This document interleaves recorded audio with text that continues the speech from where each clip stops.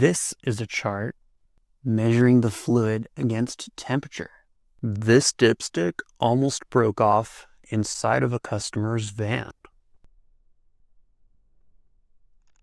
This other dipstick I managed to break all by myself. And this is a really long zip tie. With the correct markings on it, it can be used to measure transmission fluid, but this may not always be the best idea. Wait, you might say, I thought measuring these transmissions is simple. And although that's kind of true, it's not always that simple. Once upon a time, I bought a van from a town far, far away, and I had to drive that van home. Long story short, I got stuck in the middle of nowhere with no real way to measure my transmission fluid. So I bought this Sprinter from a town over 5 hours away, knowing it had all kinds of issues. But I thought if I could just drive it back to my shop, I could take care of all of them.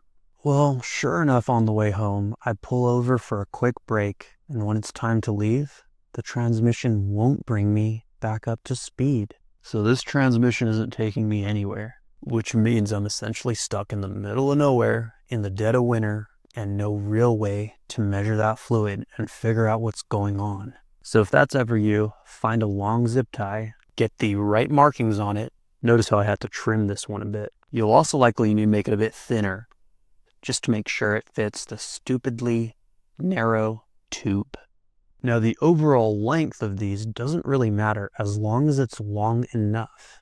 Let's pretend this mouthwash is transmission fluid.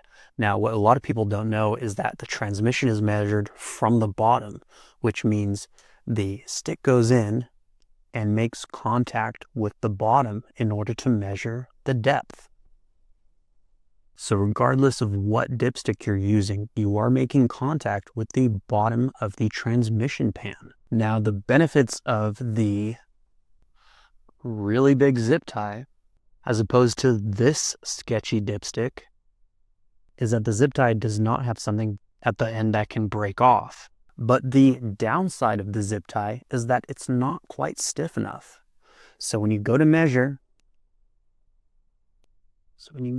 your fluid and you hit the bottom of that pan, the zip tie can bend and give you a pretty inaccurate reading.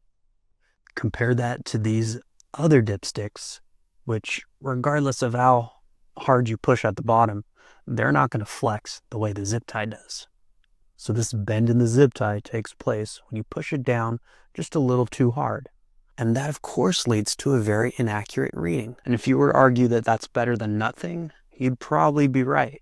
But suppose you're not in an emergency. Suppose you're not stuck in the middle of nowhere with transmission issues. What is really wrong with these conventional options? Well, this one's probably the cheapest of the cheap. And of course, I'm never using this one again. And I'll probably just throw this away after the video. As I mentioned, the transmission dip tube is incredibly thin. And you got to push pretty hard to navigate this around the twists and turns. This little plastic piece at the end can easily get snagged when you're pulling back up. And that's exactly what happened with this option. So having something that can break at the end of your transmission stick is not ideal. And although I personally probably wouldn't be too worried about this little plastic piece floating around in my transmission, as it'll likely just get picked up by the transmission filter and stay there indefinitely. Probably not the biggest deal, but unlike most Sprinter owners, I don't get anxiety about stuff like this. Oh, and by the way, this hasn't happened to just me. It's a known issue. So for the life of me, I can't recommend this Sprinter specific transmission stick. You might be thinking at this point, there's got to be a better way. And I really thought I'd found it with this next option. This is a more universal transmission stick. It works with a lot of different kinds of transmissions. Notice here, look at how thick that weld piece is. Surely it can't break, right? Right? I had high hopes for this product. I really thought it would be the answer. Well, despite this connection being really strong, it is also far too wide to get down the tube. Yes, the description says it works with the Sprinter transmission, but this transmission is in a lot of different vehicles with a whole lot of different tubes of varying lengths and widths. I was like, at this point, no worries, I'll just trim a bit of these weldings off. And I did. And it still didn't fit. So I trimmed a little more. And it still didn't fit. So I trimmed a little more. And it still didn't fit. And then I trimmed a little more, and, well, the rest is history, as obviously it broke.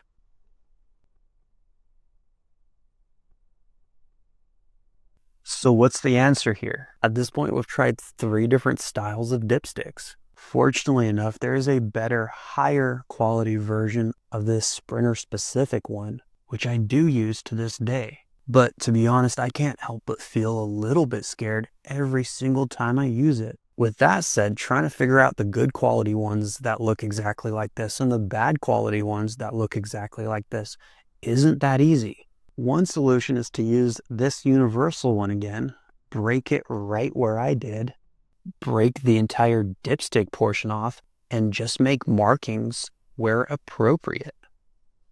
This is long enough, and although that might not be the worst idea in the world, it's really hard to argue for buying a brand new product just to break it in order to make it work. Why can't we have nice stuff? Why can't we have a continuous piece of metal that looks like this, that literally can't break? It's almost as if they make these for every other transmission except this one. Is the solution really just to borrow another one that looks like this, make sure it's long enough, and make markings yourself?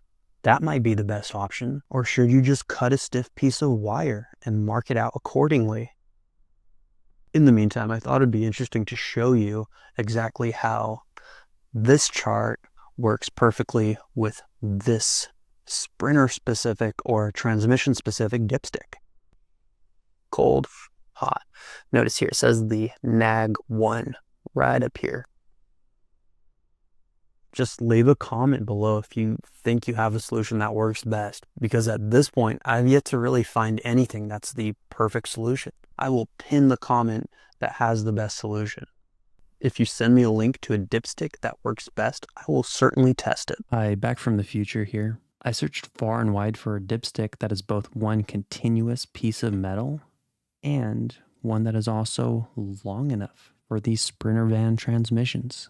Whether it was made for engine oil or transmission fluid, I could not find a single dipstick more than about 3 feet long.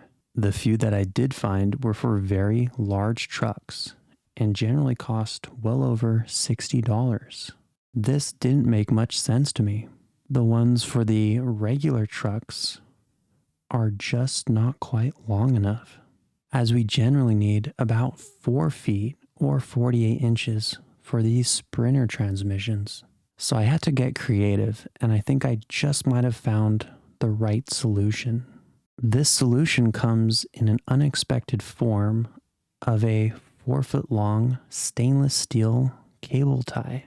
Unfortunately, it was really tough for me to find a cable tie that's both 4 feet long and thin enough to fit inside the transmission tube, as most of these are 8 millimeters or wider. For this transmission tube, we need about 7 millimeters or less. I'm currently in contact with a couple Amazon stores to confirm the width of their product. This one, for instance, claims to be about 5 millimeters, but it has a few different sizes. So I cannot confirm that they are all 5 millimeters. So I'll be in the process of ordering and testing a few options in order to find one that is thin enough. Check the description for an update, and since they come in large packs, I'll be happy to ship some out to whoever needs them. And as always, fix your own van.